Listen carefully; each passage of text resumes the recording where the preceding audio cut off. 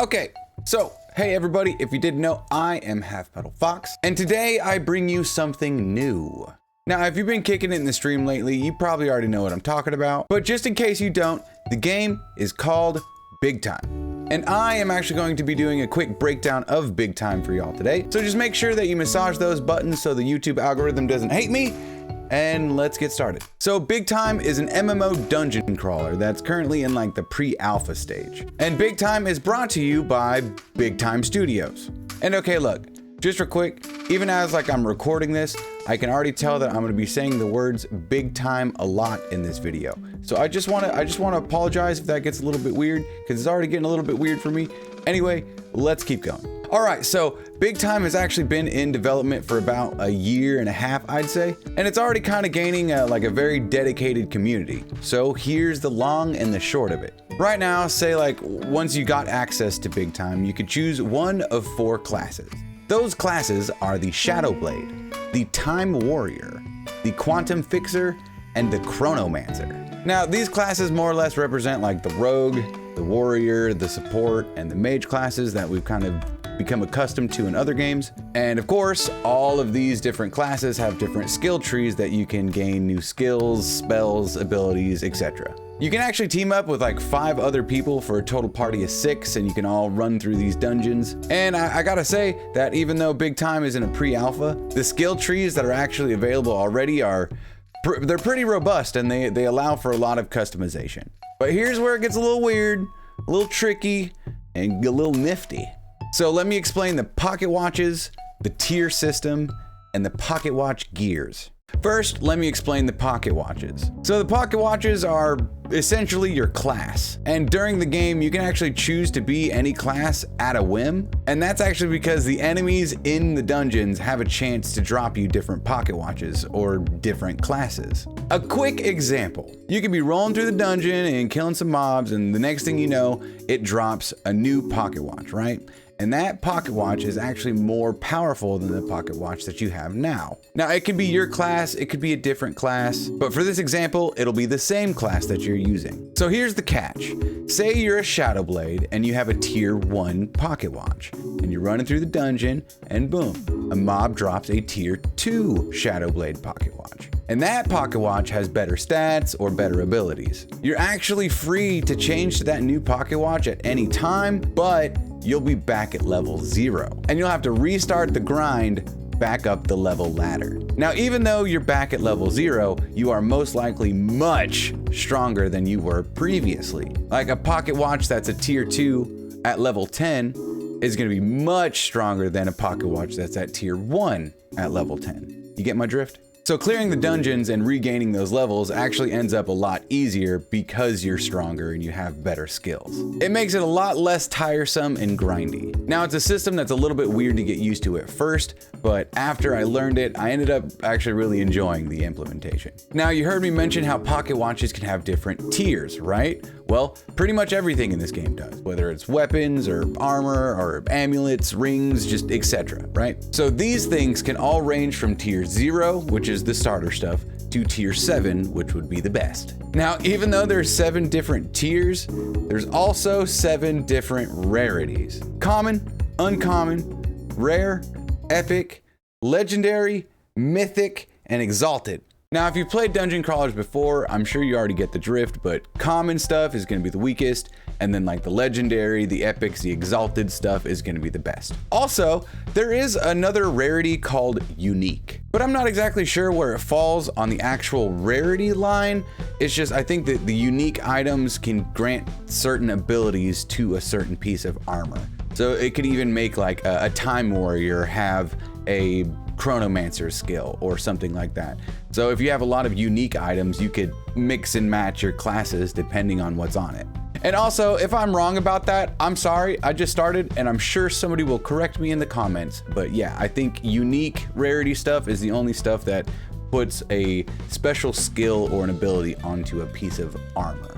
But I kind of got lost there. What was next? Oh, it was gears. Pocket watch gears. So these still follow the same rarity system as the pocket watches we were just talking about, but the pocket watch gears are what actually extends your skill tree for your certain class. So your pocket watch is actually going to have certain slots that you can put these gears into. Well, once you snag a gear for your certain class, you can put that gear into your pocket watch and it will give you new skills. Like I said, it will expand your skill tree and you'll be able to unlock different skills to make you stronger, to make you go through the dungeons easier, that kind of stuff. So again, just as an example, you're rolling through a dungeon, you kill a mob. It ends up dropping a gear. You equip the gear. Boom! All of a sudden you have new skills that you can now level up to advance your character from there. It's actually really satisfying. Like just today, I was going for a certain spell on my Chronomancer. I really needed the spell Blizzard. And let me tell you that I was stoked when one of my party members that was in the dungeon with me dropped a gear that had Blizzard on it. Cause yeah, you can do that. Now, I'm gonna explain one of the other big things about this game. Get it? Big thing. Anyway, I'm going to explain one of the big things about this game, and you're either going to shut your ears off completely, or you're just going to like hear me out so that I can explain fully. I mean, you're already here. Just hear me out real quick, okay? All right, now breathe in. BigTime has NFTs in it. Look, I get it. I'm sorry. I know, but just hear me out. Now, there's a lot of negativity that surrounds like the NFT space, the crypto space, whatever you want to call it. I'm not one of those guys. I don't know how to do none of that stuff. But just give me your ears. They handle it well. It's entirely player run and it's just like the Steam marketplace. So it's like this, right? Again, here's an example. You're going through a dungeon. You happen to kill a mob. Maybe it was one of the mecha T-Rexes, or maybe it was like a tank bug, right? And suddenly, a nice little music thing chimes and big letters pop up on the screen, and it says, player blankety blank has looted a rare battle axe of blankety blank, right? Everybody in your team gets jealous because now you have a special cosmetic that you can outfit your weapon with. Now, of course, it's gonna matter if it's a battle axe or a sword or a staff, that kind of thing. But that cosmetic that just dropped is completely finite. And depending on the rarity, there's a high chance that you could be the only person in the entire game that has that certain cosmetic. Or, you know, maybe you took a look at the BigTime marketplace and you find out that you just got a weapon skin that's only 1 out of 1,000 run, and it's worth like 150 bucks or something. Now, as far as I knew, again, I'm just not one of these guys. As far as I knew, NFTs were more or less pictures or art that people claimed to own, and it didn't really do anything outside of that. But in this case, I feel like it actually holds value because it adds individuality into the game. And I mean, even if you do loot it and you happen to hate the cosmetic, then I mean, you can toss it up onto the BigTime marketplace and then maybe it'll help you buy a couple pizzas or something. To be fully honest, whenever I heard that BigTime had NFTs in it, I almost never even gave the game a chance. But after speaking to so many of the community leads and the developers, and I see their willingness to answer any and all questions, it made me much more confident that BigTime is actually headed in the right direction. These are seriously some of the most open and honest developers that I've ever had the chance to speak with. But you know, I can't just spend this whole video talking about what makes the game good. Let me also tell you about some of the things that aren't actually bad or it's like a dig at the game. It's just some things that you might want to be aware of. First, the big one. Now, I told y'all that this game is in pre-alpha, meaning it is way early in its development stage, right? And BigTime will eventually be released as a free-to-play title, available obviously on PC and hopeful with a console release. But to gain access to BigTime right now in its current stage is right around $300. And yes, you heard me right, and that price tag alone definitely stops most people from comfortably getting access. But you know those NFT cosmetics? You won't ever lose them. So access now means you have the best chances of gaining those cosmetics before the free-to-play wave hits. Not only that, but BigTime Studios is almost always giving away access codes over on Twitch at bigtimestudios.twitch.tv. And I myself have already given out 16 access codes to my community thanks to the devs over at BigTime. And I got a feeling that we got a couple more giveaways coming. Like most all of my friends and mods actually have access to BigTime, and I wasn't even the person to give it to them. So I hope you'll stop by BigTime Studios and Half Metal Fox on Twitch so that you can get yourself an access code, hopefully. We always got some things shaken up, you never know. Okay, we talked about the price, but I want to talk about the actual gameplay.